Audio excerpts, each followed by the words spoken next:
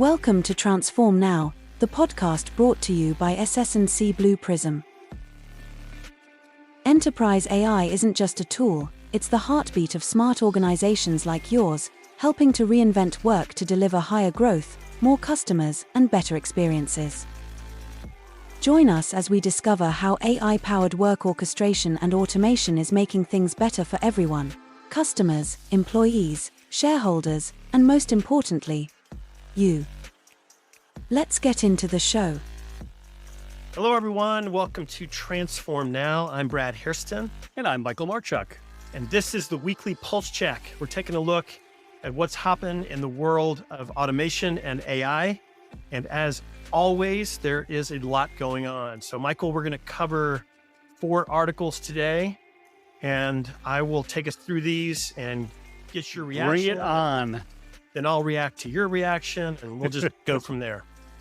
Okay, so first article is from the Times of India, and it's titled, "One AI Prompt, 2 White-Collar Jobs Gone. Perplexity CEO Aravind Srinivas, his bold claim sparks debate."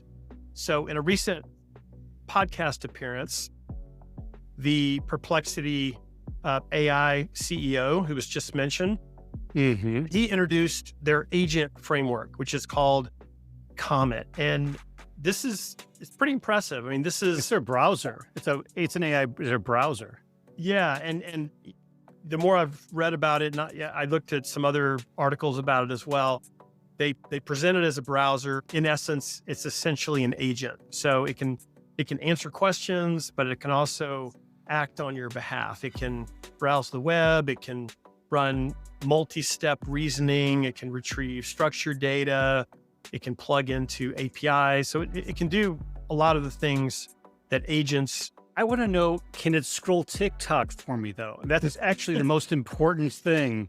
Well, that is a good question. So why don't you address that question and just give us your thoughts on Comet and what are the implications of this announcement? So this is something that we've sort of seen within the RPA and then now the intelligent automation space for quite a while, years. This new technology will replace, and then just fill in the blank, everybody. Everything's going to be automated tomorrow, and we've got the technology. This one technology will do it all. Yeah. So what this is good at is getting news reviews, and heck, we're talking about it here on the podcast, right? So I think part of this is a little bit of that whole sensationalism going forward. The reality is that this is still open beta, so they're still kind of testing things out here. Agent frameworks, there are many of them. So Perplexity is adding one more to the heap for all this stuff. Not that it's a bad thing. I mean, yeah, one will eventually start taking dominance over another. We just don't know who's yet. Yeah. The reality is that the 2 that they cite as the 2 white-collar jobs that are going away, one is a recruiter and the other is an admin assistant. And so I would bet that an admin assistant does a lot more than what this browser does. And I would bet that a recruiter does a lot more than what this browser does or what this agent framework could possibly do. So again, let's just start from there, from reality's perspective. This isn't going to replace anybody's job. This is not going to put people out of the work. This is really a framework of technology that people can use to automate very small tasks within their own computer. Now, is it possible that this could automate several tasks in a row, like checking someone's schedule and then sending out a meeting request and doing a follow-up email for it? Oh my gosh, that's great. That'll save me 5 minutes. And then you do that 5 minutes per person times your entire 100,000 person organization over 10 years time. That's $100 trillion, right? So there you go. It's definitely worthwhile, right? But that's the kind of math and that kind of sensationalism all this puts together. The reality is that, again, no one's job is at stake here, but this is a cool technology. Stack it on top of the rest of the cool technologies that are out there and see what comes of it. So that's my interpretation of what this article kind of talked about. It's a little overhyped. Okay. Well, Srinivas shared his vision for Comet and said that he sees it becoming more of a operating system for what he calls white collar productivity, something that runs in the background and it's ready to handle lots of different commands in plain language. Is that kind of like Clippy was always running in the background? It does sound like Clippy. Well, it's available in beta. If you're interested, I think it's $200 a month. They said later they will probably bill it out on more of an outcome basis, like most agents are billed.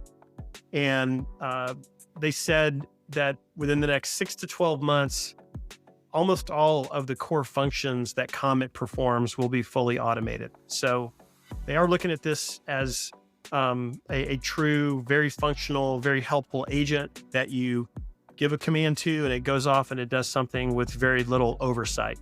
Mm-hmm. I tell everyone I know, no matter what job they're in, you ought to learn as much as you can about AI. It's not going to replace anyone's job, but it will change everyone's job. And I think in many ways for the better. So get ahead of it. And I don't know that I've been talking to any administrative assistants or recruiters about it, but maybe I should add them to the list since they're clearly the focus of this target story here, right? Yeah. All right. Well, good advice. Let's go to the next article. This one is from TechCrunch, and it's titled "Elon Musk Confirms Shutdown of Tesla Dojo, an Evolutionary Dead End," is the quote from Elon. So with this story, we learned that Tesla has in fact disbanded the team that's working on its Dojo AI training supercomputer. Now, this was intended to train Tesla's full self-driving cars, that the inner workings of that. They also were looking at it to power their humanoid robots. So there were a lot of big aspirations for Dojo, a lot of things that hinged on it. What's the fallout from this, Michael? Well, I think I had a different read on this. They're not shutting down Dojo like the whole project. They're shutting down their second iteration of Dojo, which was based on a specific chipset.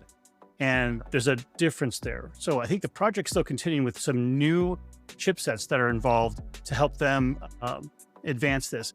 What it says to me is two things. One, they're moving very quickly because the chipset that they're getting rid of in favor of a newer chipset they developed shows that that technology is continuing to advance at blinding speeds, and that they're willing to take that kind of loss in stopping a project of that size in order to move forward with a different project that was going to supplant it anyway at some point in the future. It just got so far ahead of itself that the project that was in the middle of being built was now being replaced by one that's next. Mm-hmm. So again, tough from a financial perspective, tough from a personnel perspective, because you realize these people have been working on this to get it up and running. And now a newer technology that their own people are developing has made it obsolete. So I think the project is still moving forward in a broader sense. Just this particular part of it, the Dojo 2, is where their new chipsets have been implemented to create a different environment. So again, what this says to me is chips and technology are moving at breakneck speeds to the point where even the fastest of the fastest, I mean, if you can't see that Musk and his team is on the bleeding edge, they're drawing blood before the knife even gets there. That's how bleeding edge they are. So it's interesting to see that. Yeah, and the article does mention the other chips that you referenced that they're continuing to focus their attention on, the AI5 chips that they're co-developing or co-manufacturing with TSMC. That's for Tesla driver assistance. And then the AI6 chips that they're developing with Samsung, that's for onboard inference, which is, again, in the self-driving cars. And then it's also envisioned to play a big role in large-scale AI training.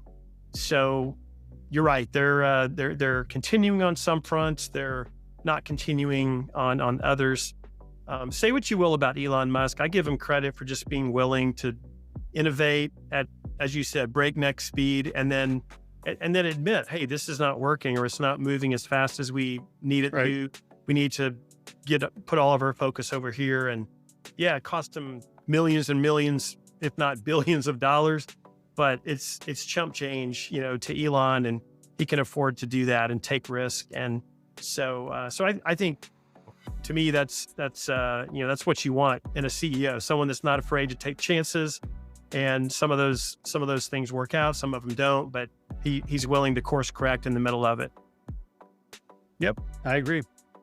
All right, next article. This one is from Tech Radar. It's titled "Small Models, Big Wins: 4 Reasons Enterprises Are Choosing SLMs Over LLMs." Now, this is not a new trend. We've seen this for some time, but this piece is, I think, good in terms of explaining why SLMs, small language models, are getting so much attention from enterprises these days. Initially, it was all about LLMs. Now it really has shifted to SLMs. And this article gives kind of 4 key reasons for that. It mentions at a high level that companies are finding that SLMs can actually be more supportive in helping companies reach their specific goals. And I saw another piece from Gartner that said that over 50% of enterprises have evaluated SLMs with parameter counts in the 1 to 10 billion range, just in the last 6 to 12 months. So a lot of interest, a lot of research in these SLMs. So talk about why you think SLMs might be the right fit for many companies, Michael, based on what you see in this article. Yeah, there's a couple of things. First, let's just start talking about what an SLM is versus an LLM. So large language model ends up having hundreds of billions of parameters and knows a little about everything, sometimes a lot about everything, but requires massive supercomputers, as we just talked about with Elon Musk, to help train these things and help deliver the output for each query. So companies like Tesla and some of those large ones can afford to run these things on their own. Others will use AI or Microsoft or AWS to help run those on the back end. The reality is that those large language models, while they have a broad context, it's unfocused. So the article talks about if you start talking about APs, that acronym AP can refer to a couple different things depending on the context. Now, if you're doing this in finance, it's accounts payable. If you're doing this in IT, it means it's an access point for Wi-Fi. So understanding the context now becomes much more important, which requires additional horsepower to ensure that it's taking the right context, which is where we're seeing a lot of these hallucinations kind of go off track because they're not really sure exactly. And they're making up where they believe the context is, and that doesn't add to the accuracy. So leveraging an SLM, which is, hey, I'm going to have a small language model that just does accounting work, right? For example, now we've got something where I say AP, there's no doubt what we're talking about. It understands the context because that's all it understands is that context. So bringing that into bear, that's one benefit of our small language model. The addition to that, which is I don't need to know everything about everything. Now my model itself can be much smaller and run on less powerful hardware. So now you have the capability of taking this massive thing, which require multiple GPUs to be able to give you an answer and all this, power to make that happen. You can now scale that back to the point where, we'll scale it all the way back and say this is going to be running on your phone, for example, or it could be running on a smaller computer or a small set of servers within your data center that don't necessarily require the same kind of horsepower to operate the large language model because they are doing it in a very narrow context. So those types of things are super important when it comes to adoption. When you talk about all these companies who are adopting these, it's because of that. Well, we can go out and leverage a large language model from one of the larger players when we need it. But in fact, if we have smaller language models that we can apply for a very specific task, let's just apply those. Just like when you hire somebody on for a role within an organization, hey, I may know IT, I may know marketing, I may know a little bit of accounting, but if you want me to do all of it, it's going to take me a lot more effort to be able to do that. versus hiring 3 lower level people to say, okay, we're going to have one accountant. We're going to have one person doing our marketing work, and we're going to have one person doing this. So you spread the work out, but now you can have lesser powerful agents, if you will, activated to be able to support that using these small language models. So there are some real benefits for going down that path. And in fact, between this one and the last 2 articles, they touch on 2 of the things that we had originally talked about in January of 2025 in terms of what do we see for 2025? We saw more customized chips for running AI, and we saw the emergence and the more adoption of the small language models. So it's happening. I'm glad to see that these are happening because these are really important for not only the adoption, but for the accuracy and the comfort level that companies will have in using them. I'm sure that was one of my predictions, right? That we would see more SLM usage. We'll have to wait till the end of the year. Okay. I've already been right on one of my other predictions, but we won't get into that. So, Michael, I did a little research. There are about 20 to 30 very well-known SLMs on the market that many companies are taking advantage of. That includes Llama, Quinn, DeepSeek, Gemma, Phi, Mistral, Sarvim. So these are, most of those we've heard of or used today. According to Global Newswire, the SLM market is expected to be right around $1 billion in 2025, but it's projected by 2032 to go to $5.5 billion, which is a CAGR of 28.7%. So those that are watching the market, they see this thing mushrooming and continuing to grow. And we know, of course, with our iPhones and other devices, SLMs are playing a role, some more than others.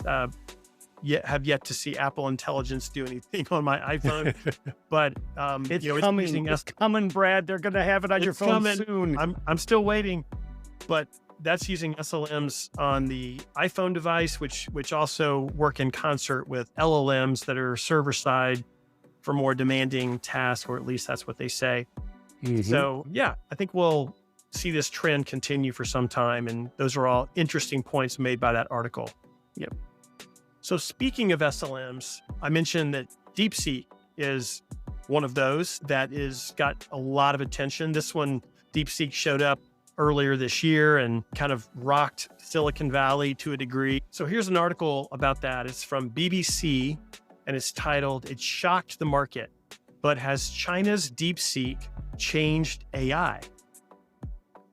So we know what happened when they hit the radar. They mentioned that they had delivered an LLM at a fraction of the cost of OpenAI. It seemed to have a lot of the same functionality and performance. And what did we see? We saw $600 billion flow out of the financial markets in the US, literally overnight. Venture capitalist Mark Andreessen referred to it as the AI Sputnik moment. So it was a big deal, and I think a lot of people in Silicon Valley and a lot of the big AI tech companies in the US were pretty shaken by it. So now we're 6 months later, and this article asked the question, so where do things stand now with DeepSeek? So what do you see in the article, Michael, that caught your attention? A couple things. So I would agree that DeepSeek did shake things up, and I think for the better on a couple different fronts. One, it showed that the Silicon Valley is not the only keeper of bright people. There are a lot of people globally who are able to bring out their intelligence and understand, build on top of technologies that were just developed to help improve or change them. So I think that's a huge benefit. In this case, it happens to be China, but Mistral is from France. I mean, there's no shortage of places where these people are. So when you see the innovations that are coming out, DeepSeek just happened to be one, and it just happened to be from China. But the reality is there's a lot of people working on these things, and they're not all in Silicon Valley. So I think that was probably one of the biggest, shocks to the market. Like, oh my goodness, I thought we were so far ahead. So when you talk about a Sputnik moment, that is the Sputnik moment. Hey, back in the day when Sputnik was launched, America thought we were the cat's meow when it came to the space program, and all of a sudden we weren't. And that lit a bunch of fires. So I think that is helpful. Competition is helpful. It's just in general from an innovation standpoint. So I think that's one part of it. The second is leveraging the concept that even though DeepSeek is considered a large language model, it is a smaller version of a large language model. So getting that technology and the way that they trained it to be able to support the operations they have was unique, was different. And so now that's become a lot more common as people said, oh, I never thought of it that way. And they're approaching it a different way. So I think all of these things from an innovation standpoint, one is going to help spur on another company somewhere else, maybe in just Silicon Valley in America, or maybe in China, maybe somewhere else in the world, where this technology will then grow and continue to create new innovation within the space. So in my mind, what's going on with DeepSeek was an eye-opener in a good way, not necessarily from a financial standpoint, because they were having, everyone thought, oh my gosh, what does this mean for companies like, NVIDIA, who's got all their chips that are putting out there. And the reality is at the end of the article, they said, well, DeepSeek 2 is on the horizon, but it hasn't arrived yet. And the reason why it hasn't arrived because of lack of high-end GPU chips to help it run. So these are the issues that we're going to see plaguing the industry for a while. And the reality is that we see even with the article we had earlier with Elon Musk, their chips are advancing at such a rate that NVIDIA, tomorrow could succumb to some other small company who comes up with this brilliant innovation. And we just don't know. But the reality is right now, this is what we have. We have technology that NVIDIA's been producing that a lot of companies are basing their LLM technology upon because it's the best there is right now.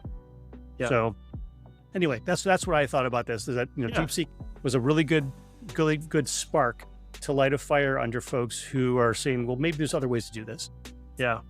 Well, the article also mentioned that they never seem to quell the concerns over the security implications, right? Being a Chinese company, and many people are running DeepSeek on their own devices rather than using the online version, just because they're worried about the data privacy challenges that might come with it. There's the privacy part of it, but there's also the training part of it. They ask specific questions about historical facts within China that have been changed to the narrative of the Chinese government.